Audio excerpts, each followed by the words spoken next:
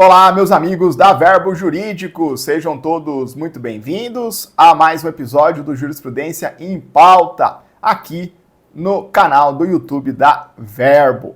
Meus amigos, para quem não me conhece, eu sou Vinícius Opponi, sou promotor de justiça no estado de Santa Catarina, sou especialista e mestre em Direito e sou seu professor nos cursos regulares da Verbo e também neste programa, o Jurisprudência em Pauta, em que semanalmente nós nos encontramos para debater um informativo do Supremo Tribunal Federal, fazendo um estudo verticalizado dos julgamentos, usando dos precedentes dos julgados do Supremo para fazer revisões de teoria, de texto de lei e também de entendimentos anteriores da Corte. Hoje, excepcionalmente, esse nosso encontro é gravado porque eu tô de férias, né? Meio do ano, tem que levar a pequenininha aqui em casa para dar uma passeada nas férias depois de ter trabalhado bastante, ela também, no primeiro semestre. Então, excepcionalmente, estou fazendo o nosso encontro gravado para que a gente possa dar prosseguimento nos informativos e nos mantermos próximos dos informativos mais atuais do Supremo Tribunal Federal. De todo modo, segunda-feira que vem, palavra de escoteiro, se Deus quiser, eu estou de volta ao vivo com vocês e tocamos ao longo do nosso segundo semestre, tá bom? Então hoje, em especial, de maneira excepcional, eu quero enfatizar com vocês a possibilidade de vocês me acionarem nas redes sociais. Qualquer dúvida, qualquer objeção, qualquer complemento, qualquer tópico que não tenha ficado claro, eu sempre parto da premissa de que se o aluno não entendeu, a culpa é do professor, nunca é do aluno. Então, eu quero pagar os meus pecados com você e resolver as suas dúvidas. Me chama na rede social, me chama no Instagram, vou deixar depois o contato para vocês, tá bom? Vamos começar a trabalhar então, meus caros. Deixa eu me esconder aqui no canto superior da sua tela e a gente vai seguir no Jurisprudência em Pauta. Ficam aí as minhas redes sociais à disposição de vocês, especialmente... Opa, cadê a canetinha? Especialmente o Instagram, vocês podem me chamar no direct sem nenhuma objeção, sem nenhum melindre, tá bom? E o grupo no Telegram também, onde a gente vai disponibilizar o nosso material de aula, como sempre. Perdão, pessoal. Hoje estou com um pouquinho de tosse, então tenham paciência aí comigo. Informativo 1133, episódio 55 do Jurisprudência em Pauta. Nós tivemos nesse informativo a notícia de 4 julgados e nós vamos estudar todos. Todos são bem relevantes, cada um esparramado em um ponto do seu edital. E é esse o informativo que eu gosto, né? Aquele que são temas múltiplos, temas ampliados. Alguns julgamentos que a gente vai poder aprofundar e retomar entendimentos da corte que a gente já enfrentou em outros episódios. Outros julgados, temas novos, oportunidade de falar, de trazer conteúdo diferente para vocês. Por isso que é importante você acompanhar na sequência o nosso Jurisprudência em Pauta. Eu sempre tenho essa preocupação de saber se o tema já foi abordado ou não, para você, primeiro, ter autonomia de assistir só esse episódio. Assistir, peguei aquele episódio, perdi alguns, vou assistir aquele. Precisa assistir os outros? Não, não precisa. Pode assistir só esse, vai funcionar. Mas sempre tenha o cuidado de ter uma organização bem legal aqui por trás para fazer você voltar em um outro episódio que você já assistiu, olhar para aquele material, para que você comece também a ligar os pontos entre os julgados, para além daquilo que eu digo em aula, evidentemente. Eu sempre tenho a preocupação de transmitir o conhecimento, mas eu tenho uma preocupação maior também de te conseguir te dar a ferramenta para se virar sozinho. Eu não quero que você fique na dependência do Jurisprudência em Pauta. Eu quero que você esteja aqui comigo, claro, mas o professor sempre tem que ter o objetivo de dar autonomia e independência para os alunos e dar essas referências, né, de como caminhar sozinho. Essa é a grande sacada da docência e no curso preparatório, na preparação para concurso jurídico, não é diferente. Eu quero que vocês consigam se virar sozinhos. Eu vou estar sempre aqui para ajudar, mas eu quero a autonomia e a independência dos meus alunos. Vamos lá, então, começar a trabalhar, meus amigos, com o nosso informativo 1133. É impressionante, às vezes eu me pego impactado, né? 1133 informativos do Supremo Tribunal Federal. E lembrando que esses informativos não começaram lá desde o primeiro julgado da Corte, né? Eles começaram, salvo engano, nos anos de 96, 97. E lá se vão mais de 1000. Estava vendo essa semana mais de 1.300 temas de repercussão geral reconhecidos pela Corte. É muita coisa, né? É muita coisa. É uma massa de informação gigantesca. Estudar a jurisprudência, de fato, ficou um desafio. Sempre foi, mas agora com repercussão geral repetitivo, existe uma objetivação das teses que é realmente um desafio para o mundo dos concursos, mas a gente está aqui para isso, né? Não adianta reclamar, a gente tem que enfrentar as coisas que estão no nosso caminho. E vamos lá, vamos começar a trabalhar a ADI 7180.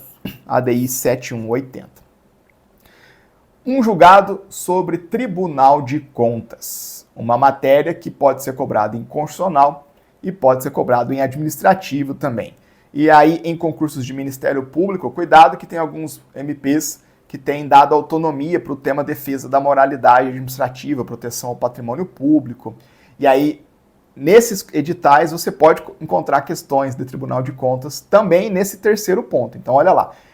Tribunal de Contas pode cair em constitucional, pode cair administrativo e pode cair também em defesa do patrimônio público, defesa da moralidade administrativa. E Tribunal de Contas é tema queridinho de bancas. É tema queridinho de bancas, mesmo em concursos de carreiras jurídicas. Claro, concurso para Tribunal de Contas vai cair muito, mas em carreiras jurídicas em geral, para todas, especialmente MP, magistratura e procuradorias, você vai sempre encontrar uma alta chance de questão de Tribunal de Contas. Vamos lá começar do básico, estabelecer algumas revisões com vocês, algumas premissas, depois eu apresento a discussão e a gente vai para o julgado do Supremo. Esse é um tema interessante, porque vai nos permitir, por incrível que pareça, revisar algo sobre a organização do poder legislativo, algo sobre a organização do poder legislativo. Interessante o que a gente vai ver aqui. Pessoal, eu não vou interromper a gravação, eu vou apenas desligar algo que está fazendo um ruído aqui que está me atormentando. Então, deixa eu só fazer um negócio aqui. Aí, beleza, pronto. Estamos de volta. É isso aí, a gente faz a edição da aula enquanto está gravando a aula. Estou aqui no meu estúdio, né, caseiro, e tem um desumidificador de ar aqui, que eu estou numa cidade que a percentual de umidade do ar é 85% na média. Então, minha esposa esparramou o desumidificador na casa inteira e tinha um funcionando aqui no escritório. Então, desliguei para tirar esse ruído no fundo. Não sei se o microfone estava pegando, mas estava me perturbando. Fecha parênteses, estou abrindo aqui a intimidade do lar, do estúdio do professor Zopponi, mas vamos lá, vamos voltar para o nosso conteúdo. Tribunal de Contas. O que são Tribunal de Contas, meus amigos? Consegue me dar uma definição constitucional de Tribunal de Contas? Veja bem, a Constituição Federal traz os tribunais de contas como órgãos auxiliares do Poder Legislativo, órgãos auxiliares do Poder Legislativo, que tem a competência constitucional voltada a desempenhar uma atividade de controle externo dos demais segmentos da administração pública, trabalhando juntamente ou em auxílio ao Poder Legislativo. Por quê? Porque o Poder Legislativo, no desenho da tripartição dos poderes da Constituição Federal, assumiu duas funções típicas. O Poder Legislativo no Brasil faz duas coisas tipicamente, duas atividades tipicamente. Legislar, evidentemente, e fiscalizar.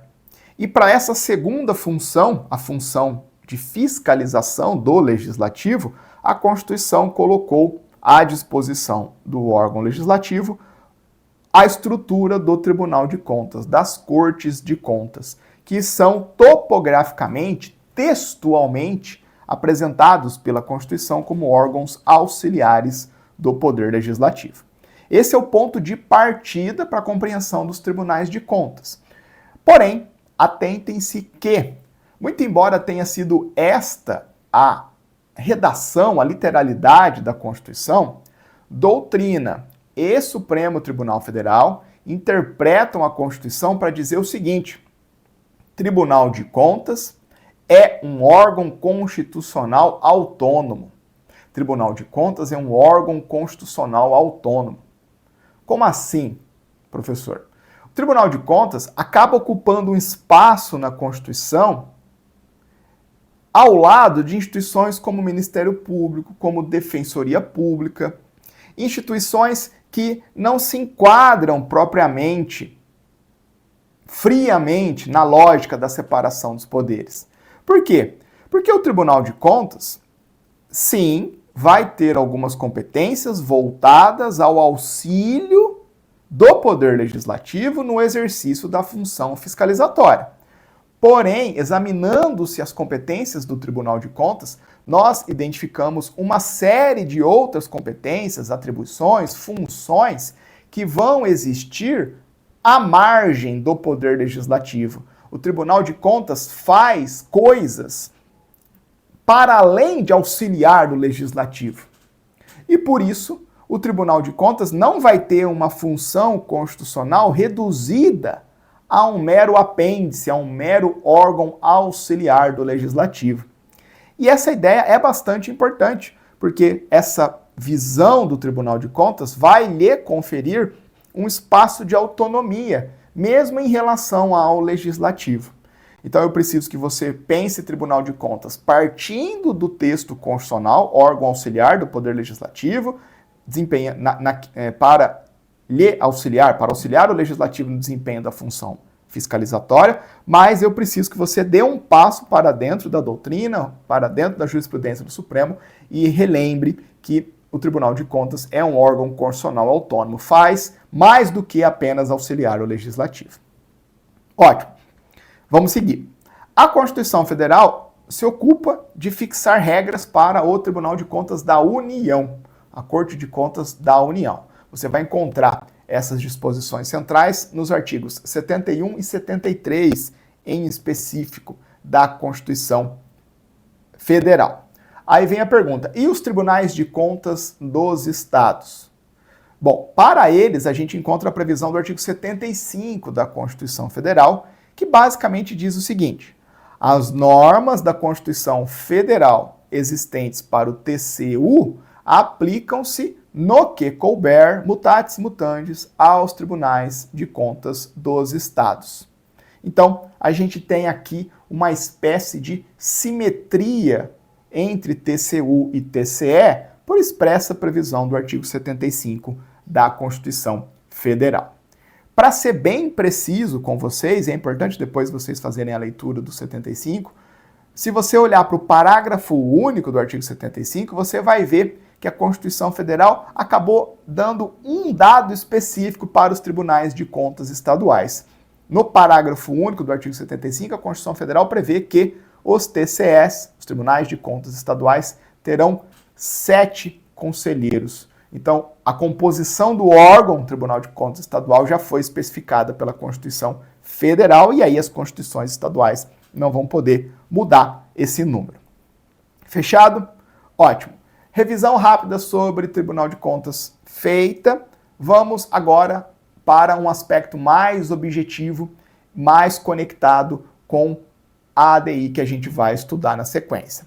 Acompanhe o meu raciocínio, parece uma questão simplória, em alguma medida é simples, mas a gente tem algumas camadas aqui que a gente precisa se atentar. Acompanhe meu raciocínio. O Tribunal de Contas, em geral, e os tribunais de contas estaduais, por conseguinte, são órgãos colegiados. Lembra disso? Uma classificação de órgão público que a gente vê lá no direito administrativo, um órgão colegiado. É um órgão composto por múltiplos membros. E é comum e até esperado que em um órgão colegiado nós tenhamos cargos de direção, cargos diretivos.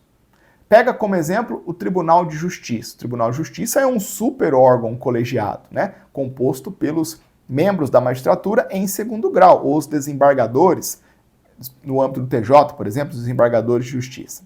É um órgão colegiado que pode ou não ter um órgão especial, vai ter o pleno, seus órgãos fracionários, pode ter um órgão especial, então vai ter subdivisões internas e o Tribunal de Justiça sempre vai ter um presidente e um vice-presidente, cargos diretivos daquele órgão colegiado. Isso acontece onde há órgão colegiado, vai ter cargo diretivo, no mínimo um presidente e um vice-presidente. No Tribunal de Contas do Estado, também. vai haver essa demanda. É um órgão colegiado, precisa haver cargos diretivos. Um presidente e um vice-presidente, pode haver outros cargos diretivos. Vamos só ficar com a figura da presidência e vice-presidência, que vai ser suficiente para a exemplificação que a gente está buscando. Ótimo. Órgão colegiado tem que ter cargos diretivos. Agora vem o ponto subsequente. Como é que se escolhe os ocupantes desses cargos diretivos? Como é que se escolhe os ocupantes dos cargos de direção de um órgão colegiado?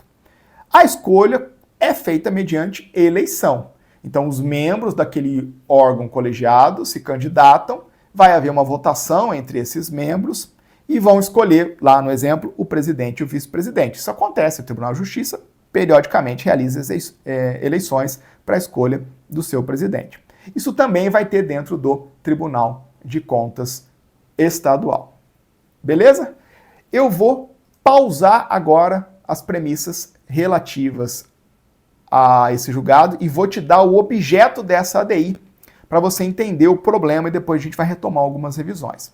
Olha lá, até agora estávamos revisando Tribunal de Contas e cargos diretivos na composição de órgãos colegiados. Beleza. O que o Supremo examinou nessa ADI 7180?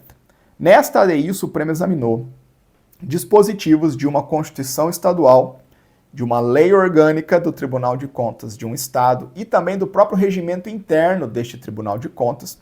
Um típico caso de inconstitucionalidade por arrastamento, né? A Constituição Estadual versava sobre o ponto, a lei orgânica do Tribunal de Contas retomou esse regramento, o regimento interno do Tribunal de Contas retomou esse regramento. Então, o legitimado ativo está aqui impugnando toda a cadeia normativa, todos os dispositivos que estão conectados aos outros. Beleza, só fazendo esse parênteses. Nessa ADI, o Supremo examina dispositivos desses 3 diplomas, Constituição Estadual, Lei Orgânica do Tribunal de Contas, Regimento Interno do Tribunal de Contas, e esses dispositivos impugnados tratavam justamente da eleição do presidente e do vice-presidente. Eleição do presidente e do vice-presidente do Tribunal de Contas. E esses dispositivos diziam basicamente o seguinte: o Tribunal de Contas vai ter um presidente, um vice-presidente, eleitos dentre os seus membros, e é permitida a reeleição. Permitida a reeleição. Ponto final, só isso. Aí vem uma pergunta que tem sido suscitada perante o Supremo Tribunal Federal por diversos julgamentos ou por diversas ADIs ao longo dos anos. E esta pergunta aparece de novo aqui no Supremo Tribunal Federal, na perspectiva do órgão colegiado Tribunal de Contas. A pergunta é a seguinte: em vista dessa previsão de admite-se reeleições, pode quantas reeleições? Apenas uma? Ou seja, 2 mandatos consecutivos naquele cargo diretivo? Ou será que pode haver sucessivas eleições? Essa é uma discussão que começou a surgir no Brasil, em especial quando se alterou a Constituição para se admitir a reeleição do chefe do Poder Executivo. E aí o Supremo validou essa emenda constitucional lá atrás, ao tempo do governo Fernando Henrique, e essa trava a apenas uma reeleição começou a ser discutida em outros espaços de cargos eletivos internos às estruturas do Estado.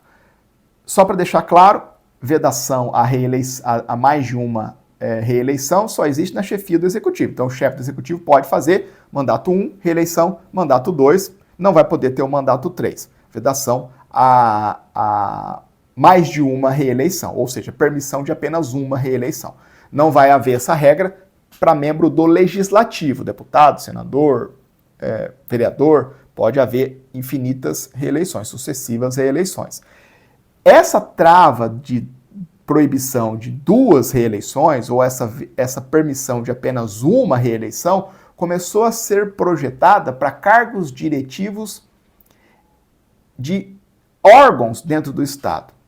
E a primeira discussão que chegou no Supremo Tribunal Federal dizia respeito, à mesa diretora do dos poderes legislativos. Essa discussão chegou primeiro nesse ponto. Será que poderes legislativos têm as suas mesas diretoras? As mesas diretoras são integradas por cargos diretivos, presidente, vice, secretários.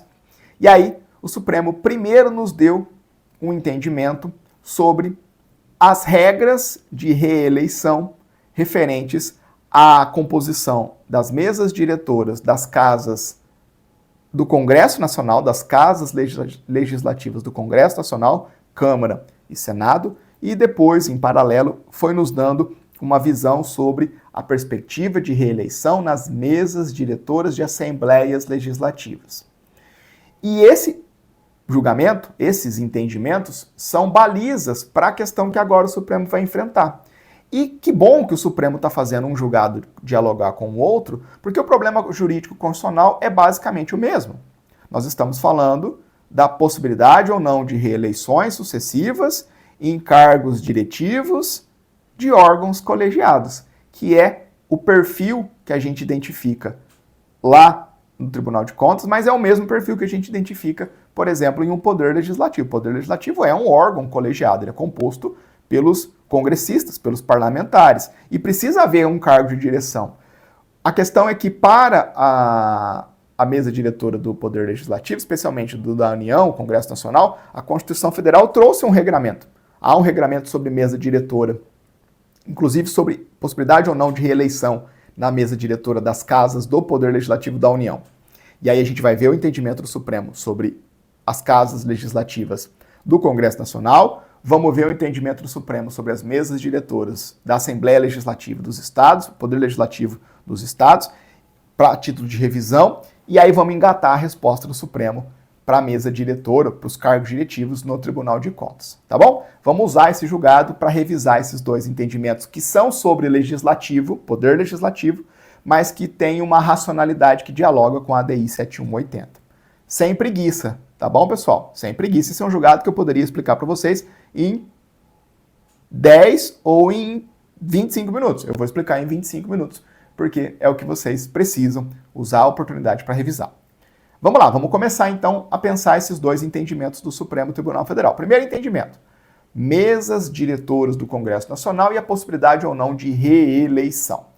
Atenção aqui, porque já vou antecipar que o entendimento do Supremo para o Congresso Nacional não é exatamente o mesmo entendimento do Supremo para as assembleias legislativas, os poderes legislativos de estados e municípios. Vamos olhar primeiro para o Congresso Nacional. O regramento da eleição para a mesa diretora da Câmara dos Deputados e do Senado Federal tem expressa previsão no texto constitucional, artigo 57, parágrafo 4º. Como essa aula é gravada, você pode pausar esse negócio e já ler esse dispositivo. Não coloquei aqui, mas depois você lê esse parágrafo, porque eu vou te dar a interpretação do Supremo sobre ele.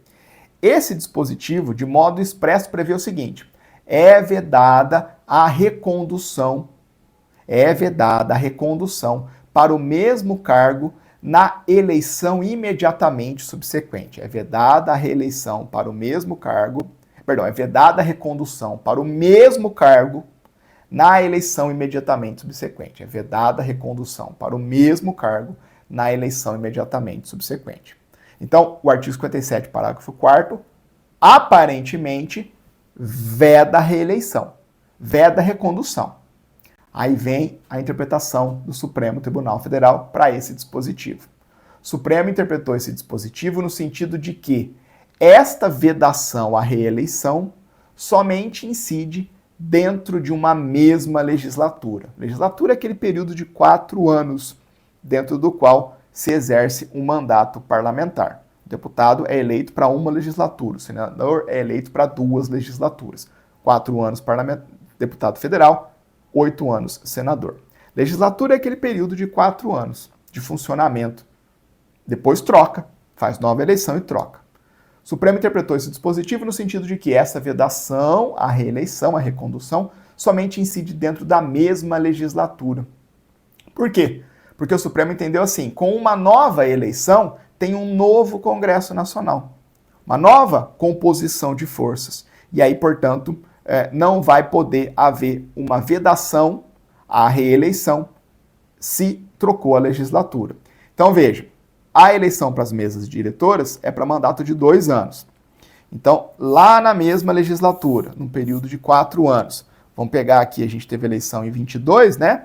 2022 a 2026, isso, né? 2022, 2026, reeleição para a mesa diretora aqui em 24. Aqui a gente vai ter o primeiro biênio, o segundo biênio. Quem foi integrante da mesa diretora aqui, num determinado cargo, não vai poder buscar a reeleição para o mesmo cargo para o próximo biênio. Por quê? Porque o artigo 57, parágrafo 4º, veda a recondução para o mesmo cargo. Veda a recondução para o mesmo cargo. Agora, aqui a gente vai ter a ruptura, o encerramento da legislatura e a gente vai começar uma nova legislatura que vai de 26 a 30, coloquei aqui, 26 a 30, com a troca da mesa diretora em 28. Agora, olha só que interessante, quem for integrante da mesa diretora nesse biênio e conseguir a reeleição para a legislatura subsequente, vai sim poder buscar a recondução para o mesmo cargo. Então, o presidente da Câmara dos Deputados aqui, se for reeleito deputado, vai poder tentar ser presidente da Câmara dos Deputados aqui, nesse próximo biênio. Por quê? Porque são legislaturas diferentes. São legislaturas diferentes. Então, o Supremo olhou para a Constituição, viu que a Constituição veda a reeleição para o mesmo cargo na mesa diretora das casas do Congresso Nacional, mas interpretou essa vedação à reeleição no espaço de uma mesma legislatura. Então, como a gente sabe que muitos deputados conseguem se reeleger quando a gente tem a troca de legislatura, um deputado que foi integrante da mesa diretora do último biênio da legislatura anterior vai poder buscar a reeleição, inclusive, para o mesmo cargo, porque se trata de uma nova legislatura. Tranquilo? Então, não é possível a recondução, a reeleição para o mesmo cargo na eleição imediatamente subsequente dentro da mesma legislatura. Mas vai ser, sim, possível a reeleição para eleições, vai ser possível a reeleição para o mesmo cargo, desde que se trate de eleições em legislaturas diferentes. Tranquilo? Beleza, vamos avançar. Segundo entendimento agora em relação às mesas diretoras na Assembleia Legislativa. Ponto de partida aqui nas Assembleias Legislativas é o de que nós não temos regramento constitucional. A Constituição Federal não disse uma vírgula sobre mesa diretora de Assembleia Legislativa. E aí lembra sempre desse problema, né, constitucional, do perfil do problema. Quando a gente tem um silêncio da Constituição sobre o aspecto no âmbito dos estados e dos municípios, mas a gente tem a previsão da Constituição sobre esse mesmo aspecto em relação à União, sempre vai aparecer a seguinte pergunta, tá, a Constituição trouxe regramento sobre composição e reeleição de mesa diretora do Congresso, mas não disse nada sobre composição e reeleição de mesa diretora dos poderes legislativos de estados e municípios. Aí qual é a pergunta que aparece?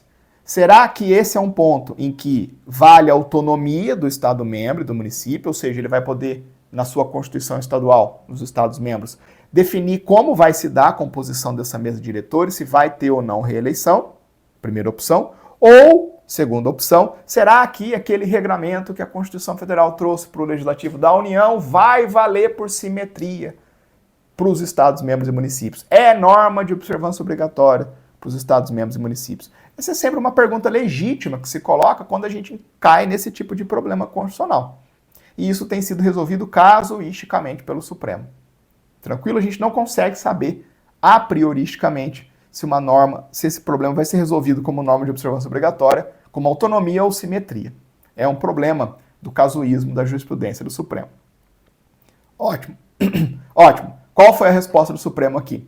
O Supremo disse: a previsão do artigo 57, parágrafo 4º da Constituição Federal, que rege a composição e reeleição na mesa diretora das casas do Congresso Nacional, não é norma de observância obrigatória para os demais entes federativos. Não é norma de observância obrigatória para os demais entes federativos. Então, se não é norma de observância obrigatória, não vale a simetria, a gente volta para a regra da nossa federação. E a regra é a autonomia. Por isso, estados, DF e municípios poderão, por meio das suas constituições estaduais e leis orgânicas, decidirem se vai ou não haver a possibilidade de reeleição dos membros da mesa diretora da respectiva casa legislativa. Vale a autonomia, os estados vão poder decidir se pode ou não reeleição. Ótimo. Agora lembra, já expliquei esse raciocínio do Supremo diversas vezes aqui para vocês. Sempre que o Supremo afirma autonomia, cuidado que autonomia não significa bagunça, não significa poder absoluto. Autonomia é fazer aquilo que está dentro do quadrante da Constituição. E aqui, especificamente, o Supremo disse o seguinte. Esta autonomia dos Estados-membros é uma autonomia balizada por princípios constitucionais, em particular o princípio republicano e o princípio democrático. O que o Supremo quer dizer com isso? O Supremo quer dizer o seguinte: caso o Estado-membro admita a reeleição, é preciso que se interprete essa reeleição nos seguintes termos: admite-se apenas uma reeleição ou veda-se uma segunda reeleição. Por quê? Por conta do princípio democrático e do princípio republicano. O princípio democrático e o princípio republicano vão funcionar como balizas aqui para esse exercício de autonomia do Estado-membro nessa matéria. São balizas, vai compor o quadrante em que o Estado-membro vai poder exercitar a sua autonomia. Ele pode decidir se ele quer ou não reeleição, mas se ele decidir que vai permitir a reeleição, tem que respeitar o princípio republicano e democrático. Não pode admitir reeleições sucessivas, reeleições em número ilimitado. Por quê? Porque todo espaço de poder dentro do Estado está sujeito às balizas da democracia e do princípio republicano, que exigem eleições periódicas e exigem a perspectiva de troca, de alternância no exercício de espaços de poder. E por essa razão, o Supremo, quando foi construir o seu entendimento em relação às às mesas diretoras das casas legislativas dos demais entes federativos, o Supremo nos deu entendimentos como é inconstitucional a reeleição em número ilimitado para mandatos consecutivos de membros das mesas diretoras das casas legislativas nos estados e municípios. O Supremo diz, se for admitida a reeleição no âmbito do estado, no âmbito do município, na mesa diretora lá do Poder Legislativo, tem que se observar o limite de uma única reeleição, uma única recondução. E aqui, cuidado, o Supremo disse, independentemente dos mandatos consecutivos se referirem ou não à mesma legislatura. Se permitir reeleição, é uma só e acabou. É uma só e acabou. Então vai sempre emplacar, pode emplacar 2 mandatos consecutivos, sendo ou não dentro da mesma legislatura, se porventura o Estado-membro disser que pode reeleição, porque ele pode escolher em não ter reeleição, inclusive. Porque está dentro da autonomia balizada. E esses são os 2 entendimentos do Supremo Tribunal Federal. Um mais preso à interpretação do artigo 57, parágrafo 4º, resolvendo o problema da reeleição, recondução lá nas mesas diretoras das casas legislativas do Congresso Nacional, e o outro aqui dando uma baliza para a autonomia do Estado-membro, do município, do DF, quando for regrar a questão de poder ou não haver recondução, reeleição nas mesas diretoras dos seus respectivos poder legislativo. Ufa, fecha essa super revisão. Agora veja como é o Supremo resolvendo uma questão praticamente idêntica, né? A que a gente vai enxergar na sequência. Praticamente idêntica a que a gente vai enxergar na sequência, porque a gente vai ver a visão do Supremo sobre a possibilidade ou não de reeleição em cargos diretivos do Tribunal de Contas, que é um órgão colegiado, tal como os legislativos são. Fechado? É sob inspiração desses precedentes que o Supremo vai julgar essa ADI. E olha só que julgado tranquilo, pessoal. Olha lá.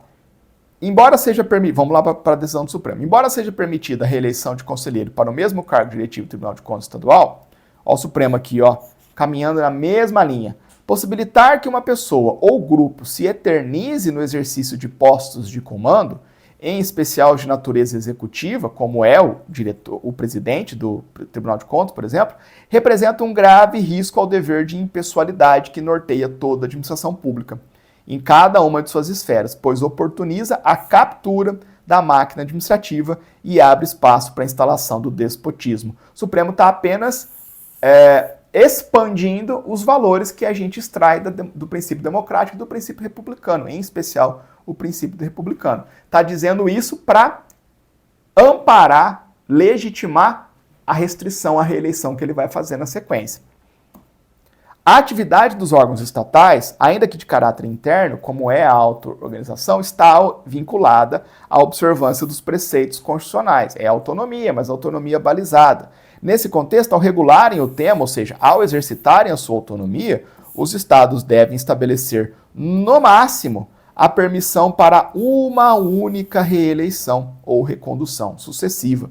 Uma única reeleição ou recondução sucessiva. À semelhança, olha o que o Supremo traz aqui, à semelhança do que ocorre na regulamentação constitucional imposta para a chefia do Poder Executivo Federal. A questão de uma única recondução para o cargo de presidente da República, que vale para governador, vale para prefeito, vale para a chefia do Executivo. Então lembra que a semente, o germe dessa discussão toda, veio com a baliza de uma única reeleição para a chefia do Executivo. Tudo começa lá, o Supremo depois foi chamado a dizer se essa alteração na reeleição da chefia do Executivo era ou não constitucional, o Supremo diz que é constitucional, e depois essa discussão começa a penetrar na interpretação de outros cargos diretivos internos ao Estado. Primeiro chegou no Legislativo, mesa diretora, agora está chegando nos tribunais de contas. Eu quero crer que a gente vai ter outros julgados com esse perfil de Tribunal de Contas lá na frente. E aí vem a conclusão do Supremo, olha lá. A alternância no exercício do poder, puro princípio republicano, é pilar essencial na democracia, de modo que se revela como consequência indispensável, olha eles aqui, dos princípios republicano e democrático. Ademais, o dever de obediência aos princípios federais resulta de sua própria autonomia. O dever de obediência aos princípios constitucionais referente aos tribunais de contas resulta de sua própria autonomia. Claro, né? O Tribunal de Contas tem autonomia? Tem autonomia, mas é uma autonomia balizada pela Constituição também. Não há como fugir dos limites da Constituição, mesmo os tribunais de contas sendo um órgão constitucional autônomo. Aí vem o Supremo e olha o dispositivo da decisão. O Supremo diz o seguinte, com base nesses e outros entendimentos, o plenário, por unanimidade, julgou procedente a ação para declarar a inconstitucionalidade parcial, sem redução de texto, da expressão permitida a reeleição contida nos atos normativos impugnados, aqueles 3, a fim de afastar qualquer aplicação que possibilite mais de uma única reeleição consecutiva de conselheiros para o mesmo cargo diretivo do aludido Tribunal de Contas. Veja que é para o mesmo cargo diretivo, tá? É o mesmo cargo diretivo. Todos esses raciocínios é se a reeleição for para o mesmo cargo. Então não pode querer ser presidente 3 vezes. Agora você pode ser presidente, secretário, presidente, vice-presidente. Pode. Você pode alternar o cargo diretivo. Agora você não pode querer se perpetuar no poder de um cargo diretivo específico. Tranquilo? Grifo aqui com vocês qual foi a técnica de controle que o Supremo empregou, a técnica de julgamento que o Supremo empregou, a inconstitucionalidade parcial sem redução de texto. Lembra o que é isso, pessoal? Lembra? Olha lá, inconstitucionalidade parcial sem redução de texto. Quando o Supremo aplica essa técnica? O Supremo aplica essa técnica quando ele olha para um dispositivo legal, um dispositivo impugnado, objeto, e ele enxerga que esse dispositivo se aplica para um conjunto universo de situações. Esse dispositivo interpretado vai se aplicar para um conjunto universo de situações. Situação 1, situação 2, situação 3, situação 4. E aí o Supremo vê que, olha, se a gente continuar interpretando esse dispositivo dessa forma e fazer com que ele alcance essa situação aqui, em relação a essa situação, a gente vai ter inconstitucionalidade. Veja, esse dispositivo é inconstitucional porque ele está alcançando uma aplicação em que há uma contrariedade à Constituição. Olha para esse dispositivo, permitida a reeleição. Permitida a reeleição alcança a situação de se admitir uma reeleição, e até aqui está tudo bem, mas esse dispositivo também alcança um enquadramento, uma situação que permitiria sucessivas reeleições. E aqui ele é inconstitucional. Então a gente tem que preservar o texto e decotar o alcance das situações jurídicas desse dispositivo. E para isso a gente aplica a inconstitucionalidade parcial sem redução de texto, justamente para decotar aquela situação, extrair, afastar daquele dispositivo o alcance que tornava ele inconstitucional. Inconstitucionalidade parcial sem redução de texto. Aí o Supremo está dizendo, olha, essa expressão permitida a reeleição, tudo bem, é uma opção legítima dentro da autonomia, mas ela não pode ser, olha, cadê as palavras aqui, ó? Não pode ser aplicada de modo a possibilitar mais de uma reeleição consecutiva. Então, essa aplicação está fora. Essa aplicação está fora. Inconstitucionalidade parcial sem redução de texto. Tranquilo?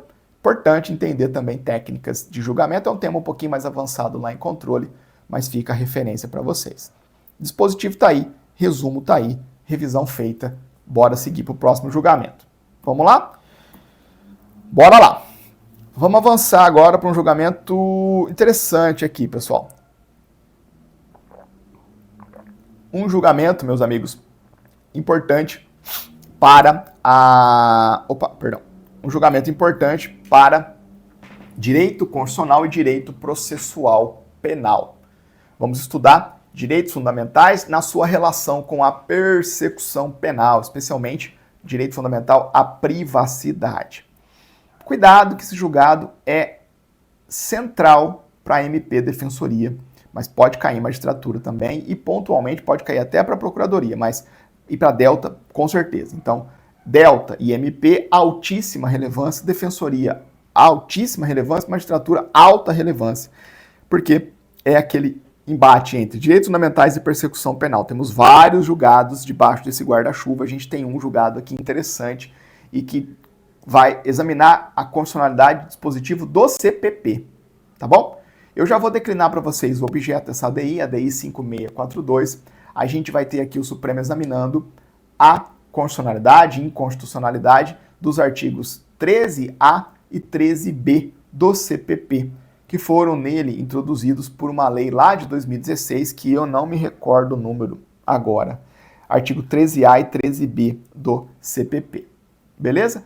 O que dizem esses dois dispositivos? Depois você vai fazer a leitura, evidentemente.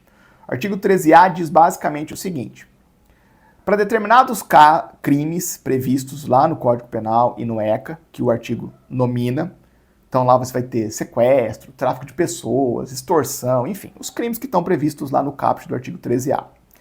Para esses crimes, o CPP passou a permitir que o delegado de polícia e um membro do Ministério Público procedam a uma requisição direta, ou seja, sem a necessidade de autorização judicial, de quaisquer dados e informações cadastrais de vítimas e suspeitos disponíveis, essas informações, em órgãos do poder público e da iniciativa privada.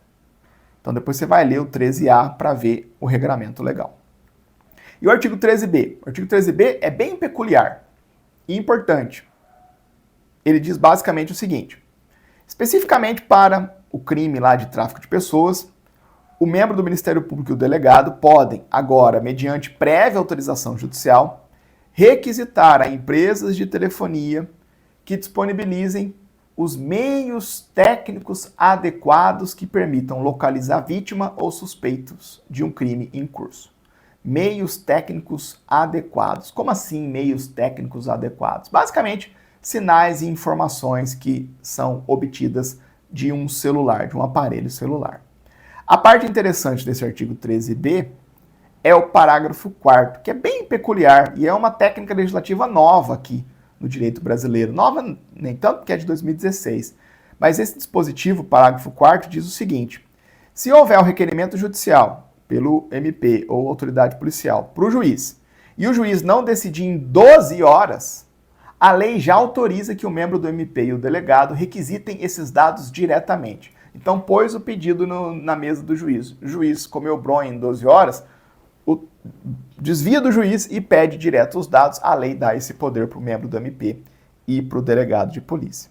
Então, nós estamos diante de dois dispositivos que dizem respeito ao acesso, com ou sem autorização judicial, de informações que dizem respeito à vítima e aos supostos autores, né, suspeitos de determinados crimes.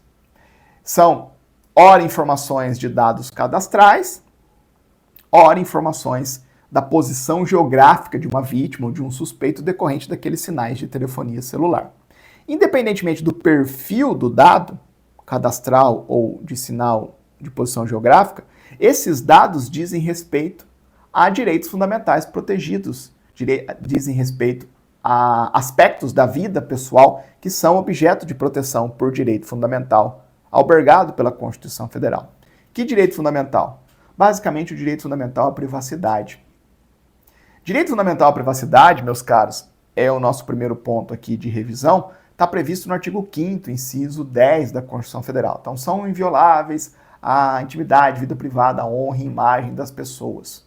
A doutrina clássica, desde sempre, critica a construção constitucional, o tratamento constitucional da privacidade. A doutrina critica as opções terminológicas desse artigo 5º, inciso 10º, porque a gente não sabe muito bem os limites de privacidade, intimidade, honra, imagem, enfim.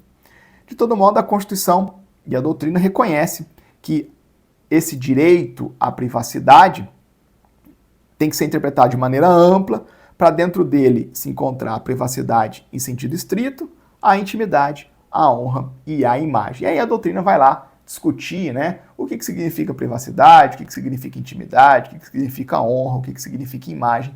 Eu não vou fazer essa revisão com vocês porque a gente não tem tempo e não tem necessidade. De todo modo, olhando para a proteção constitucional a esse direito fundamental e as suas múltiplas facetas, a Constituição vai regrando proteções a aspectos da vida que são concretizações da privacidade em sentido amplo. Então, vou te dar um exemplo. Nós temos uma proteção constitucional ao domicílio. Por que há a inviolabilidade do domicílio? Porque é uma faceta, é uma decorrência dessa proteção a um direito maior à privacidade. Nós vamos ter uma proteção constitucional às comunicações, inclusive as comunicações telefônicas, comunicações telemáticas, comunicações de correspondência. Por quê? Porque, de novo, é uma dinâmica conectada a esse direito maior à privacidade.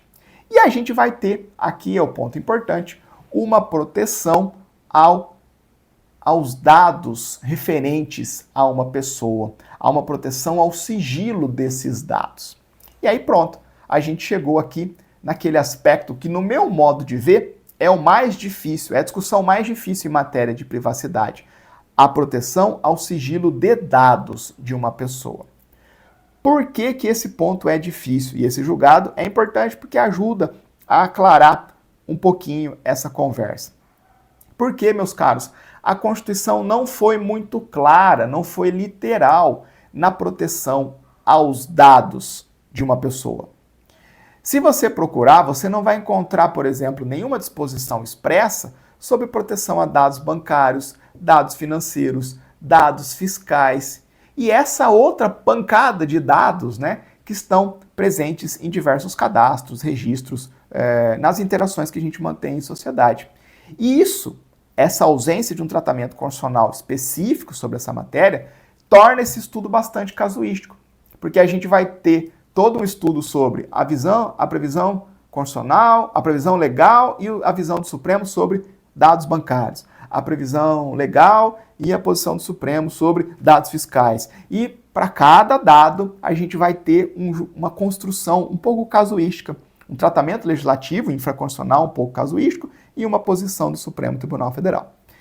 Independentemente desse casuísmo, a gente pode partir da premissa de que não há dúvida de que dados atrelados à privacidade de uma pessoa, à vida de uma pessoa, sobre eles vai haver proteção.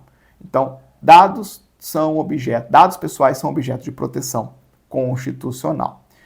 A controvérsia, o casuísmo, está nos pontos referentes a se haveria ou não uma reserva de jurisdição para quebrar esses dados, para ter acesso a esses dados, para quebrar a proteção, quebrar o sigilo e ter acesso. E, claro, uma discussão sobre quais são os casos que justificam a quebra desses dados. Será que eu posso quebrar sigilo fiscal para fazer prova em ação de alimentos, por exemplo? E aí? Quebrar sigilo bancário? Interessante, né? A gente tem todo um tratamento casuístico que vão envolver essas discussões. Será que precisa ou não de reserva de jurisdição? Será que há ou não reserva de jurisdição para quebrar o sigilo desses dados? E quais são os casos que justificam a quebra desse sigilo? O que do outro lado da balança vai pesar para poder afastar o sigilo a estes dados? Por fim, aqui eu não estou ajudando, estou apenas descrevendo o estado da arte, que não é bom, que a gente não consegue ser categórico e definitivo em ideias, né? Não dá para dar uma resposta, uma pílula de revisão para vocês. Estou apenas mostrando que esse é um ponto em construção na jurisprudência do Supremo. O último capítulo dessa história a gente teve com a emenda constitucional número 115 de 2022, que veio lá e introduziu o inciso 74 no artigo 5º para prever a proteção aos dados pessoais, inclusive em meios digitais. Ah, ótimo, consagrou expressamente agora um dispositivo que fala que dados pessoais estão protegidos, inclusive em meios digitais. Só que tem uma vírgula lá, né? O que a vírgula dá? Nos termos da lei. Então, a emenda constitucional 115 tem seu mérito, porque ela, pelo menos, colocou por terra uma discussão que existia na doutrina se haveria até mesmo base constitucional para proteção do sigilo de dados. Então, agora tem lá, dados pessoais, dados que dizem respeito a uma pessoa tem proteção, é direito fundamental, inclusive em meios digitais. Porém, todo esse regramento vai para a lei. Ótimo. Dito tudo isso, vimos uma visão geral sobre privacidade, vimos o que está dentro dela, direito fundamental à privacidade, isolamos a discussão sobre proteção ao sigilo de dados, vimos que o tema é casuístico, cada dado vai ter um regramento, a gente pode agora voltar para esses dois dispositivos do CPP e ver como que o Supremo enxergou esta opção legislativa de, no artigo 13A, permitir o acesso direto a determinados dados por MP e delegado de polícia sem requisição judicial, e a opção do 13B, que trouxe como regra a reserva de jurisdição, tem que primeiro pedir para o juiz, mas deu uma exceção, né? Se o juiz não decidir em 12 horas, MP e delegado pode pedir diretamente, pode requisitar diretamente. Então, mais um julgado casuístico que vai se somando a esse cenário que eu descrevi para vocês.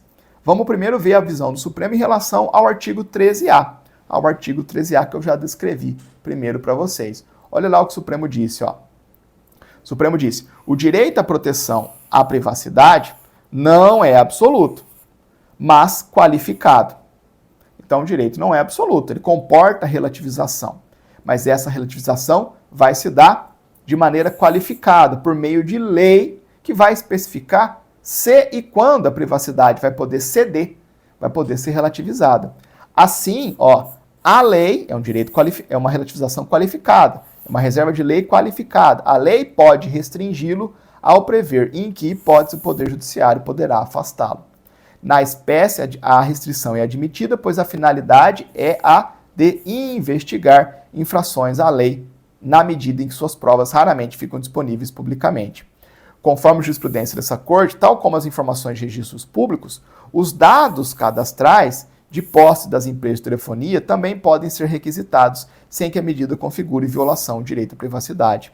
Nesse contexto, embora potencialmente grave a restrição imposta pela medida prevista em lei, não deve haver expectativa de privacidade para quem está em situação de flagrante delito de crime grave, com vítimas submetidas à restrição de liberdade. Aí arremata o Supremo, já pensando na previsão do artigo 13b, aquele que conferiu a possibilidade de se desviar do Poder Judiciário se o juiz não apreciar o pedido em 12 horas.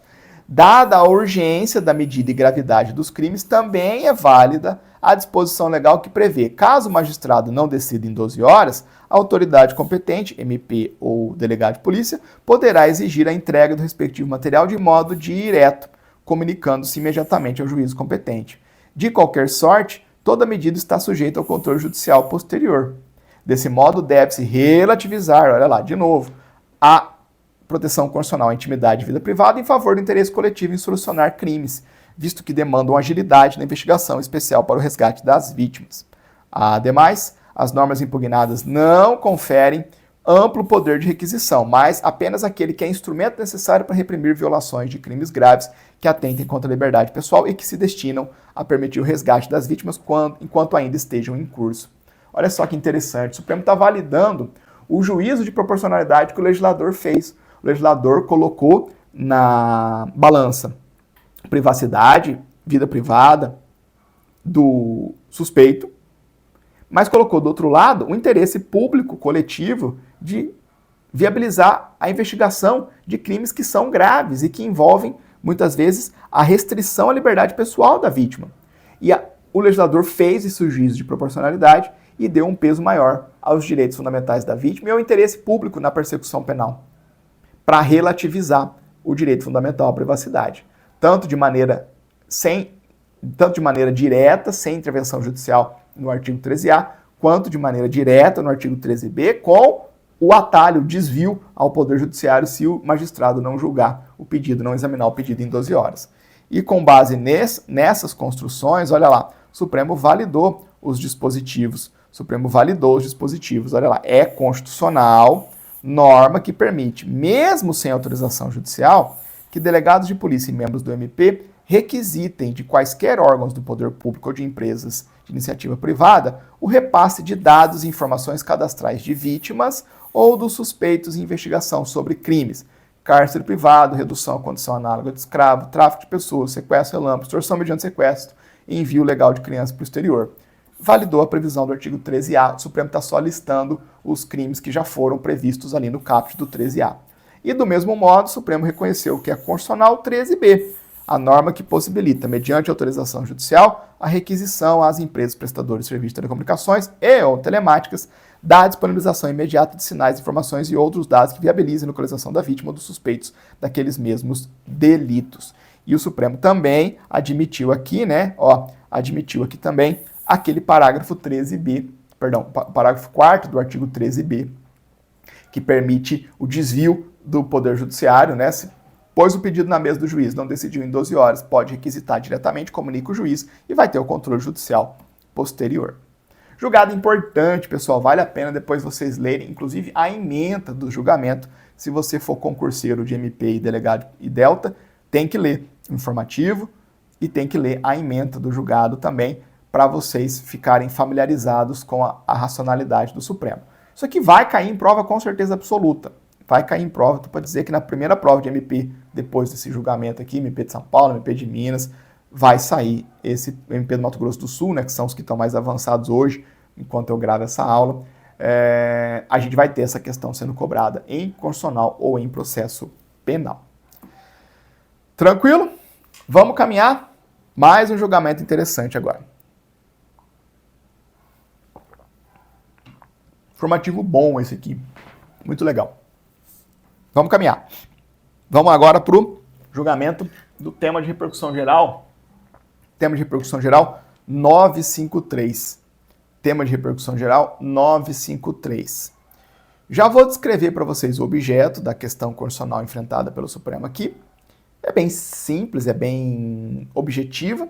E depois a gente vai precisar de poucas premissas para concluir para atingir, né, para poder entender o julgamento do Supremo.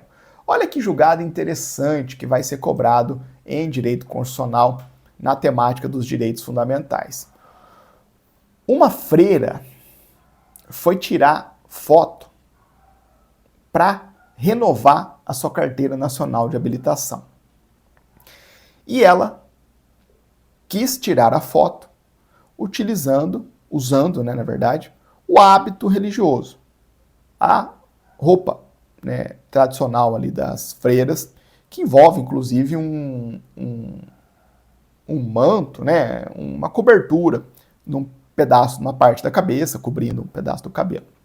E aí, a pergunta é, literalmente, será que ela pode tirar essa fotografia para um documento oficial, utilizando-se do hábito religioso, dessa vestimenta religiosa, que cobre uma parte da cabeça e, com isso, prejudica a plena identificação, a plena visualização, para ser mais preciso, né, a plena visualização da pessoa, será que pelo fato do hábito religioso, a vestimenta, prejudicar em alguma medida o 100% da visualização da pessoa, isso não acabaria atingindo a finalidade precípua da fotografia, que depois vai lá para dentro da CNH? Julgado interessante, né? Uma questão bem aparentemente banal, no sentido de no sentido de simples, imediata, de fácil cognição, mas que tem uma discussão constitucional interessante por trás. E eu vejo isso sendo cobrado em prova. Vamos lá. A gente não vai precisar revisar muita coisa aqui. Eu quero apenas articular com vocês 3 ideias básicas importantes. O primeiro aspecto é a proteção do direito constitucional à igualdade, né? Veja, nós estamos diante de uma regra que vale para todos. Você tem que tirar a fotografia. Quer ter CNH? Tem licença para dirigir, né? CNH é uma licença, é um ato administrativo que se caracteriza como licença. Tem para exercitar a licença para dirigir, para ter a CNH, em termos vulgares, né? Aí você precisa tirar a foto. E essa foto precisa te identificar.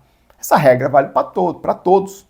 Será que eu posso tirar a foto da CNH de óculos, de chapéu, de boné, de touca, de gorro e de hábito religioso? Tem diferenciação? É uma discussão sob o ponto de vista da igualdade também. E aqui, lembre-se de que nós temos 2 perspectivas para a igualdade, né? Todo mundo sabe isso de trás para frente. A igualdade formal, que é um direito prima facie, a lei tem que tratar a todos de maneira isonômica, de maneira igual, a mesma lei para todos indistintamente. Mas, ao lado da igualdade formal, a gente tem a perspectiva da igualdade material.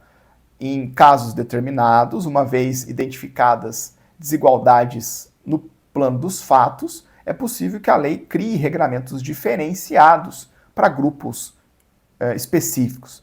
A igualdade material, a perspectiva de tratar os iguais de modo igual, mas os desiguais de modo desigual. É uma máxima que já é conhecida desde a antiguidade.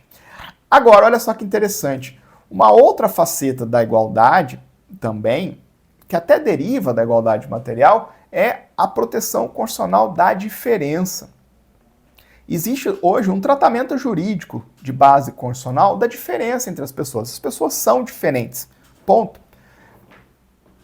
E a diferença entre as pessoas precisa ter um regramento jurídico constitucional e o Supremo tem dado os contornos do tratamento jurídico constitucional da diferença. Basicamente assentado em 2 ideias. A primeira ideia é a seguinte: algumas diferenças existentes entre as pessoas não podem ensejar tratamentos diferenciados sob pena de nós termos a caracterização de uma discriminação injusta, uma discriminação vedada pelo ordenamento jurídico. Então, alguns aspectos que nos diferenciam não podem ser tidos como mote, como fundamento para criar tratamento diferenciado. É a vedação à discriminação injusta, é o direito a não ser discriminado. E, em alguns contextos, essa é a primeira ideia. Uma segunda ideia é que algumas diferenças existentes entre as pessoas, em determinados contextos, devem ser prestigiadas, devem ser protegidas, devem ter um espaço para um tratamento diferenciado por parte do ordenamento jurídico. Aqui a gente olha para a diferença para enaltecê-las, é o direito à diferença ou o direito ao respeito à diferença. E veja que um mesmo predicado pessoal pode, ora, dar ensejo o direito à vedação à discriminação, ora dar direito à diferença. Vamos pegar, por exemplo, a cor da pele, a raça. Uma pessoa, por exemplo, integrante da população negra, uma pessoa parda, uma pessoa preta, a depender do contexto, não pode ter esse predicado pessoal orientador de um tratamento discriminatório diferenciado. Não posso restringir o acesso a uma vaga de emprego por conta da cor da pele. Esse é um aspecto da diferença que não pode ensejar discriminação, é o direito a não ser discriminado. Agora, uma pessoa preta, por exemplo, pode ter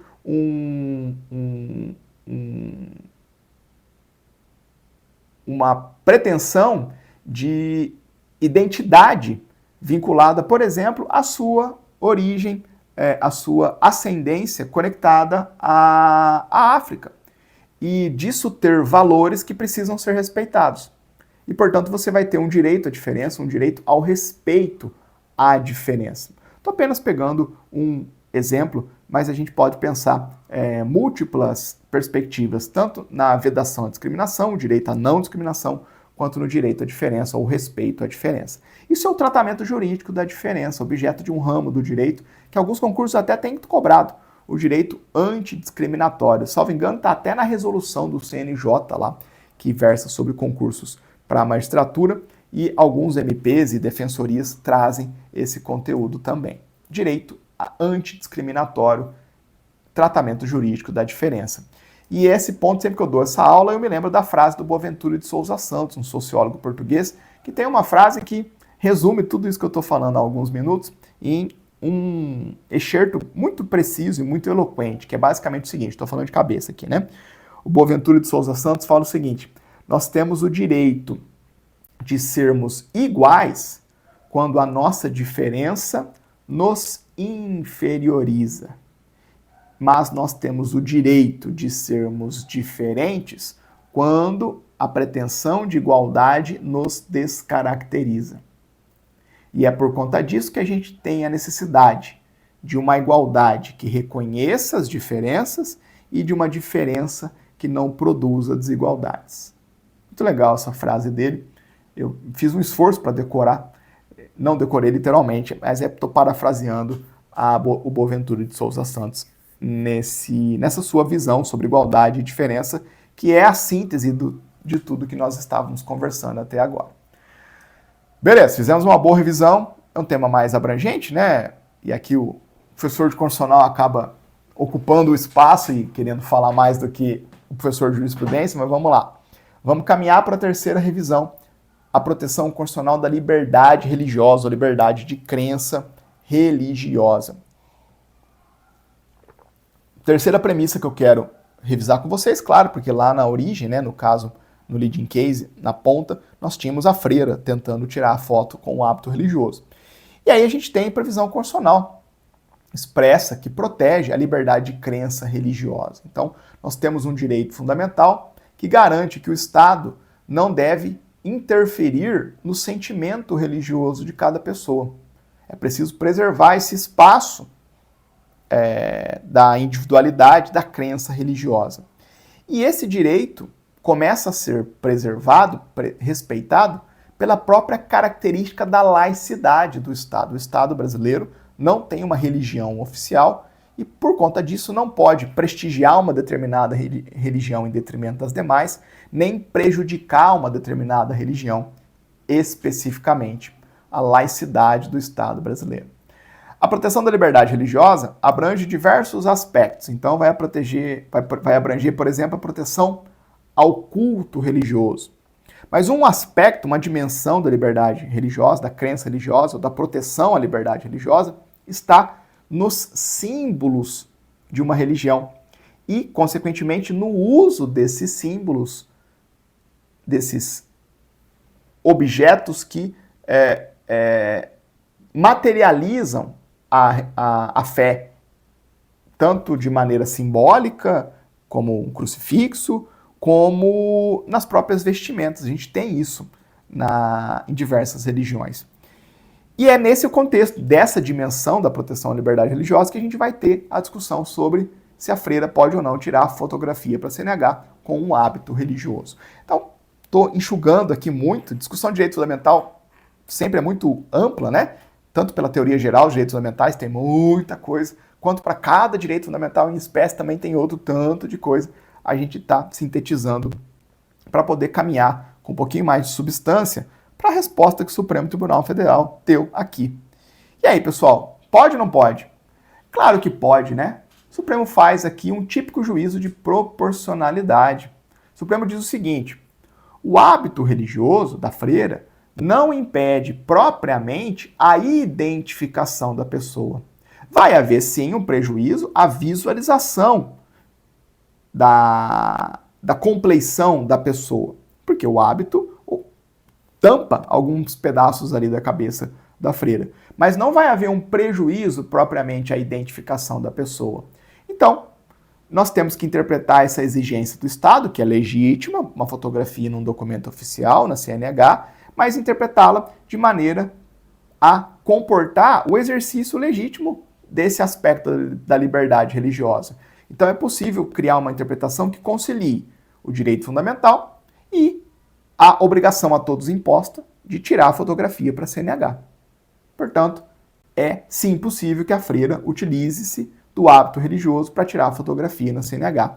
Olha lá, palavras do Supremo no informativo. A restrição ao uso dessas vestimentas ou acessórios sacrifica excessivamente a liberdade religiosa. É um juízo de proporcionalidade aqui, pessoal. Precisa mandar tirar, não usar, para poder prestigiar o outro bem em jogo? Não, não precisa. Com elevado custo para esse direito individual e com benefício de relevância pouco significativa. É a proporcionalidade em sentido estrito aqui, né? Em matéria de segurança pública, de modo que não há razoabilidade na medida por ausência de proporcionalidade em sentido estrito. Lembra da proporcionalidade? Utilidade, adequação e proporcionalidade em sentido estrito.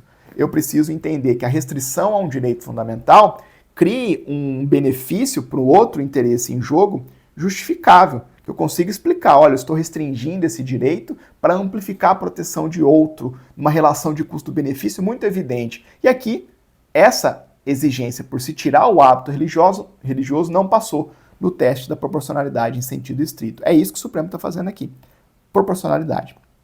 Nesse contexto, é necessário alcançar, olha lá, uma ponderação de valores entre o interesse estatal de garantir a segurança para a coletividade e o direito individual de exercer a liberdade religiosa. Portanto, se o acessório religioso não cobrir o rosto, nem impedir a plena identificação da pessoa, não há razão para vedar o seu uso em fotografias em documentos oficiais, pois é possível a adequada visualização das características pessoais. Claro, não pode ser um instrumento, um acessório que tampe 100% do rosto, evidentemente, porque aí você vai ter o sacrifício do outro interesse em jogo, que é a identificação da pessoa, que é um interesse legítimo sob o ponto de vista do interesse público, da segurança pública. Na espécie, o acórdão impugnado confirmou a decisão do juiz de primeiro grau que reconheceu o direito da freira em utilizar o seu hábito religioso na fotografia para renovação da CNH, afastando norma administrativa do Detran local que proibia para esse fim o uso de qualquer tipo de adereço que cobrisse parte do rosto ou da cabeça. Julgado interessante, né? Uma questão bem objetiva.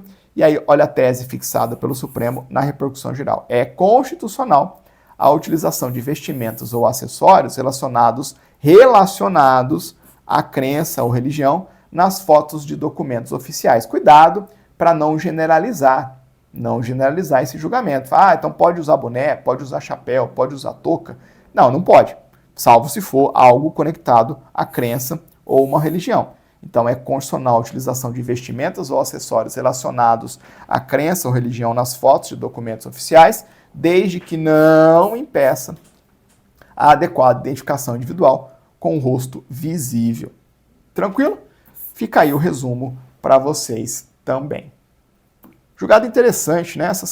Eu acho bacana esses julgamentos, porque eles mostram como que, para mim, são julgamentos que exemplificam a força normativa da Constituição. A gente está resolvendo um problema banal, entre aspas, um problema corriqueiro, uma situação mundana, bem pé no chão, com direito constitucional, com norma constitucional, com interpretação constitucional, com proporcionalidade na prática, né? Aplicando ali, usando a racionalidade da corte para isso. Maravilha, pessoal? Tranquilo? Vamos lá, vamos avançar para o nosso último julgado. Mais um tema importante, esse informativo é bem rico. Vocês vão ver, esse cara aqui também vai cair em prova. Vamos lá? Não sei se está pegando, estou gravando essa aula no sábado de manhã, né? E aí tá tocando o sino, eu moro perto de uma igreja aqui, acho bacana, cidade do interior ainda, toca o sino. E não sei se o microfone tá pegando o barulhinho do sino aí no fundo. Vamos lá. ADI 6620. ADI 6620, isso aqui vai cair com certeza no seu próximo domingo de prova. um julgado de direito constitucional, mas que também eu vejo sendo cobrado em... Olha, dá para cobrar em processo penal, se fizer um esforço, pode cobrar em execução penal. Execução penal talvez eu esteja forçando um pouco, mas em constitucional e processo dá para cobrar. Já vou anunciar, descrever o objeto da ADI para vocês e depois a gente faz algumas revisões importantes aqui, especialmente em matéria de segurança pública. Vamos lá. Olha só que interessante. O Supremo examinou uma lei estadual que criou um cadastro de suspeitos, indiciados e condenados pela prática de crimes sexuais, crimes contra a dignidade sexual e crimes com a marca de violência sexual. Então, nós temos aqui, deixa eu só confirmar uma coisa aqui. Isso. Violência de gênero, pessoal. Era esse o ponto que estava me escapando. Tô copiando aqui. Às vezes eu confio excessivamente na minha memória, que eu leio o julgado de cabo a rabo, né? E confio excessivamente na minha memória. Então vamos voltar. O Supremo examinou uma lei estadual que criou um cadastro para nesse cadastro incluir suspeitos, indiciados e condenados pela prática de crimes sexuais e crimes marcados por violência de gênero. Tranquilo? Uma lei estadual determinando, olha, executivo, crie esse cadastro. Beleza. Vem a pergunta. Será que essa lei é constitucional? Será que é constitucional criar um cadastro para incluir um compilado de condenados, indiciados e suspeitos envolvendo esses dois grupos de crimes sexuais e crimes com violência de gênero? E aí? Julgado interessante, né? Qual que seu âmago, no seu âmago, se você não conhece o julgamento, no seu íntimo, o que você faria? O que você falaria aqui? Se tivesse que chutar, é ou não constitucional? Faz esse juízo de valor aí. Eu confesso que eu errei o meu chute. Eu errei. Eu falei, o Supremo vai decidir assim. E o Supremo decidiu assado. E aí, eu tô compartilhando com vocês que eu errei o chute meu, porque tem um raciocínio bem interessante aqui por trás do Supremo Tribunal Federal. Vamos começar, meus amigos. Vamos começar de uma premissa bastante importante, olhando para o objeto dessa lei. Eu te pergunto, essa lei é sobre o quê? É uma lei que versa sobre qual matéria? É uma lei de tributário? Óbvio que não. É uma lei de civil? Óbvio que não. É uma lei de penal? Não cria crime, não fixa pena, não envolve persecução penal, não envolve a pretensão do Estado persecutória. É uma lei de processo penal? Rege a persecução penal em juízo ou na fase extrajudicial? Não, também não é. Esta é uma lei que a gente pode enquadrar dentro da matéria de segurança pública. É uma lei de segurança pública. E por que eu estou fazendo esse enfoque com vocês? Porque a matéria de segurança pública não foi tão articulada no nosso texto constitucional. A gente não tem essa compreensão a partir do texto constitucional tão organizadinha como a gente tem quando a gente vai pensar, normas sobre civil. A gente sabe que é só da União. Normas sobre saúde. A gente sabe que é competência legislativa concorrente. Segurança pública, esse desenho não está tão firme na interpretação constitucional. E o Supremo, nos últimos anos, tem dado alguns passos para aclarar esse ponto. Norma, lei de segurança pública. Tranquilo? Então vamos olhar para a segurança pública. Onde que nós temos disposições sobre segurança pública na Constituição Federal? O principal dispositivo sobre segurança pública na Constituição Federal é o artigo 144. O artigo 144, nós já examinamos ele em algumas oportunidades, né? Já vimos alguns julgados sobre o artigo 154, especialmente sob o ponto de vista orgânico, os órgãos de segurança pública. Mas é importante vocês entenderem que para o texto constitucional, segurança pública é um direito. E se é um direito de todos, dessa previsão vai decorrer um dever para o Estado brasileiro como um todo.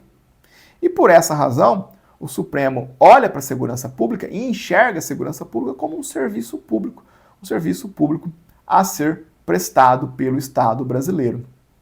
Agora veja que interessante, mesmo havendo o reconhecimento de um dever estatal de prestar esse serviço público de segurança pública, a gente não tem um regramento constitucional tão explícito sobre competência para legislar sobre segurança pública. Quando a gente vai olhar as previsões do artigo 21, do artigo 24, do próprio artigo 25 e 30, que são aqueles que compilam regras de competência legislativa, a gente não encontra neles nada explícito sobre segurança pública, mesmo segurança pública sendo uma atividade, um serviço público a ser prestado pelo Estado brasileiro. E nesse é o ponto em que eu preciso recobrar com vocês um entendimento no Supremo Tribunal Federal que tem sido delineado. Eu posso dizer para vocês que é um entendimento da Corte, é uma jurisprudência da Corte, mas a gente não tem isso de maneira tão consolidada, tão avançada. Essa ADI 6620 vai ser um passo importante na consolidação dessa construção. Qual é a construção? É a seguinte: o Supremo tem olhado para a segurança pública e enxergado que essa é uma matéria que comporta uma legislação concorrente por parte dos entes federativos. E se é uma matéria que, mesmo não estando literalmente lá no artigo 24, é uma matéria de legislação concorrente, o Supremo vai admitir um espaço para a legislação oriunda dos Estados-membros. E como é que o Supremo constrói essa interpretação? Ele constrói essa interpretação a partir, substancialmente, do artigo 144 da Constituição Federal, que prevê órgãos do Estado-membro atuando em segurança pública, por exemplo, PM, Polícia Militar Rodoviária, Polícia Civil, Polícia Penal, diversos órgãos estaduais, ou seja, braços do Estado-membro atuando em segurança pública, e, portanto, é preciso que o Estado-membro possa legislar sobre segurança pública também. E o Supremo também tira essa construção, além do artigo 144, do próprio desenho da nossa federação, do próprio desenho do federalismo brasileiro, que precisa, em situações de dúvida, em pontos que não são tão nítidos na Constituição Federal, a gente precisa voltar para o desenho federativo. E no desenho federativo, nós somos uma federação de cooperação. Nós somos uma federação que precisa ser interpretada de modo a prestigiar a autonomia do ente federativo mais próximo da comunidade. Então é preciso admitir que os Estados-membros possam legislar. Não pode vir legislação de segurança pública somente da União. Vou abrir um parênteses aqui de ordem de contextualização. Se vocês prestarem atenção na mídia, nós estamos vendo uma movimentação do Ministério da Justiça e de Segurança Pública em repaginar o regramento constitucional e legal sobre a atuação dos entes federativos em matéria de segurança pública. Essa comoção surgiu muito em vista de algumas notícias mais intensas, né, de penetração do crime organizado em algumas estruturas estatais. E aí o que se tem é uma espécie de acefalia na segurança pública, porque a União não tem um papel muito especificado, os Estados-membros não necessariamente dialogam entre si. Estou só trazendo esse contexto atual. Se você assiste o jornal, acompanha as notícias, você quando está estudando para concurso, você fica meio ilhado, né? Mas sempre pega um ou outro jornal aí para você assistir periodicamente. Dá para assistir todos, porque você tem que estudar e trabalhar e fazer outras coisas, mas né, hoje na internet você consegue ver ali um jornalzinho de 20 minutos para se manter atualizado do que está acontecendo no mundo político-jurídico, né? Fecha esse parênteses. Por que existe essa discussão? Por que o Ministério da Justiça está se movendo? Porque esse é um ponto um pouco cego ainda no texto constitucional, no direito brasileiro. É essa baixa normatividade constitucional sobre segurança pública. De todo modo, a gente consegue encontrar no Supremo Tribunal Federal esse alinhamento de posicionar segurança pública como uma matéria dentro da perspectiva da competência legislativa concorrente, habilitando a legislação estadual em matéria de segurança pública. Tranquilo? Fecha essa premissa, vamos avançar. Vamos avançar para revisar rapidamente dois princípios que são bem evidentes aqui no caso concreto.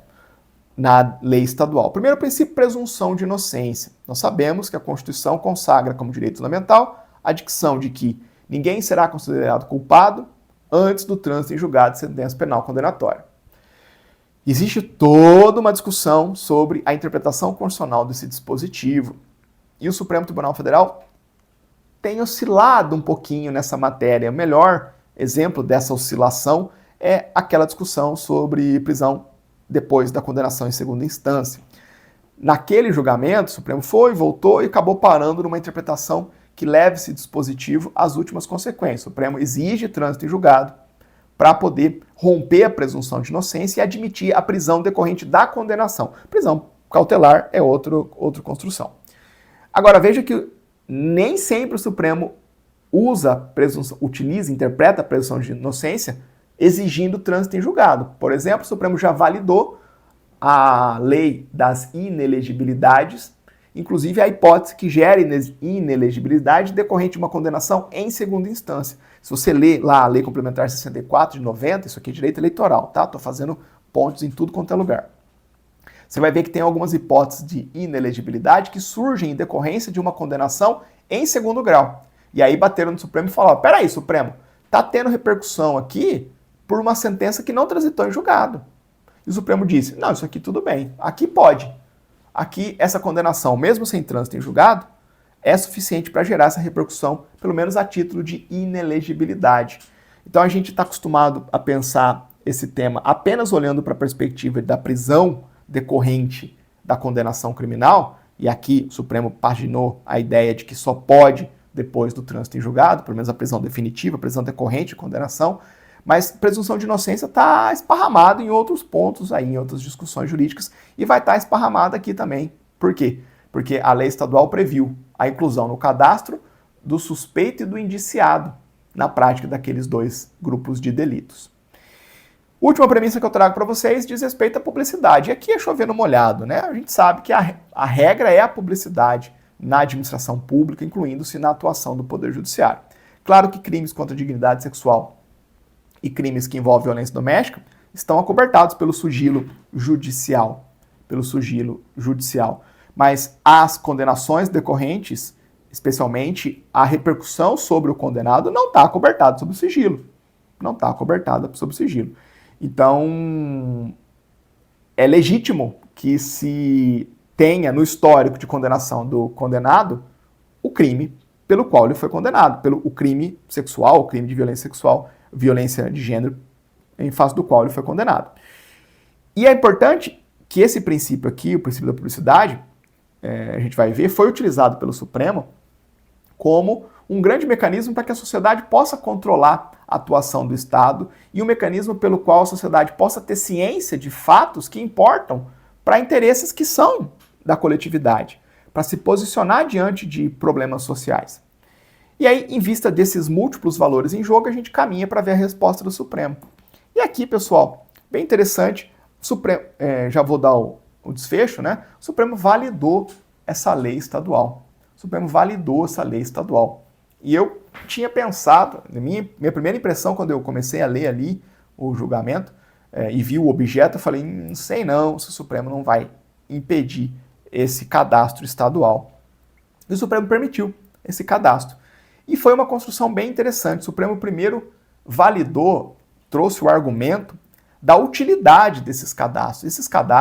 Um cadastro com esse perfil não tem a finalidade apenas de expor os condenados. Há um interesse público na existência desses cadastros, de você disponibilizar à sociedade essas informações.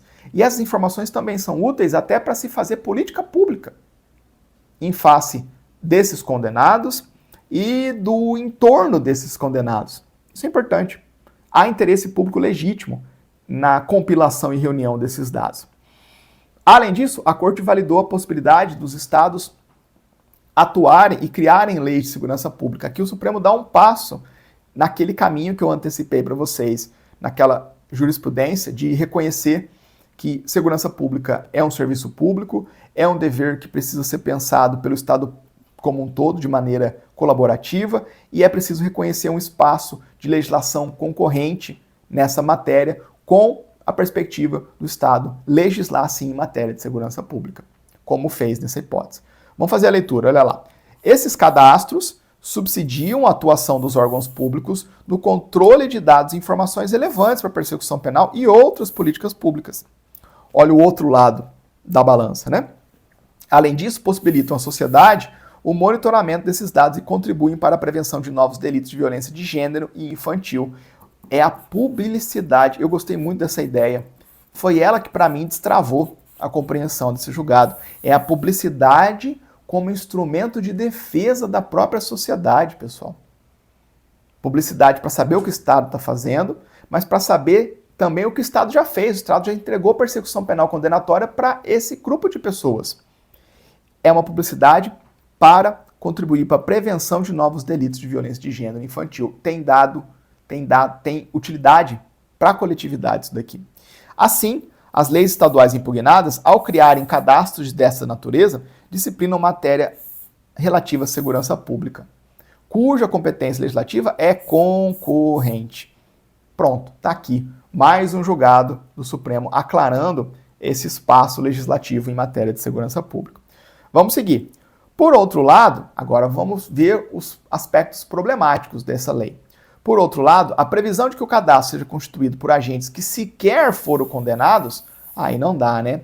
Não está de acordo com o princípio da presunção de inocência. Lembra daquela previsão? Os cadastros seriam abastecidos com informações de condenados, mas também de suspeitos e indiciados. E aqui o Supremo derrubou essas últimas duas perspectivas com base na presunção de inocência. Por quê? Porque não dá, né, pessoal? De fato, aqui me parece acertada a decisão da Corte em levar a interpretação da presunção de inocência ao grau máximo. Não dá para colocar um suspeito de um crime sexual em um cadastro com esse perfil, porque aqui precisa superar precisa percorrer a persecução penal e chegar na certeza da condenação para justificar esse grau de exposição à figura do indivíduo. Agora, se foi condenado, paciência, né? Paciência, foi condenado por um crime sexual, tem que suportar também esse efeito da condenação, não da exposição, mas da necessidade da sociedade tomar ciência dessa condenação. Então, nesse ponto, a inclusão de suspeito e indiciado em cadastro representa medida excessiva à finalidade pretendida pela norma, pois difunde, ainda que de forma restrita, um estado relativo a determinado agente que não foi submetido a um juízo condenatório. Por fim, então, nesse contexto, delimitar que o cadastro é constituído a partir de dados do agente já condenado atende ao dado objetivo pretendido e mantém resguardado um instrumento adequado e eficaz para os órgãos de segurança pública estadual sem ofender direitos fundamentais. Por fim, o Supremo trouxe aqui uma preocupação em relação às vítimas.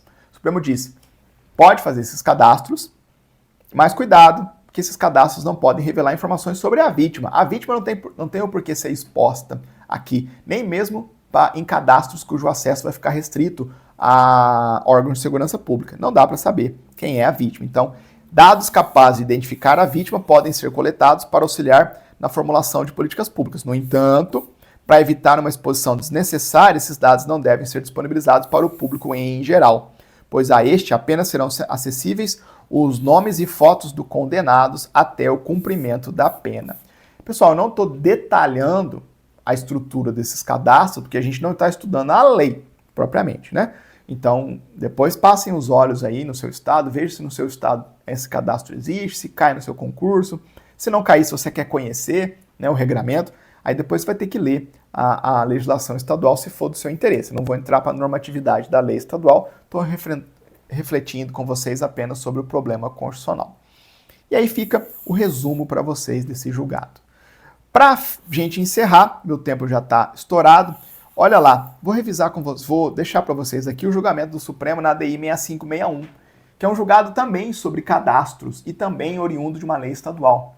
Mas aqui o Supremo decidiu pela inconstitucionalidade da lei estadual.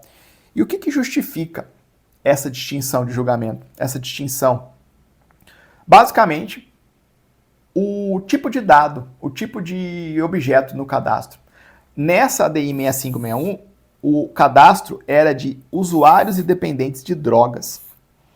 usuários de dependência de drogas. E aqui o Supremo entendeu que a lei estadual é inconstitucional por violação à competência privativa da União para legislar sobre penal e processo penal e também por violar direitos fundamentais do cadastrado, né, do usuário dependente de droga.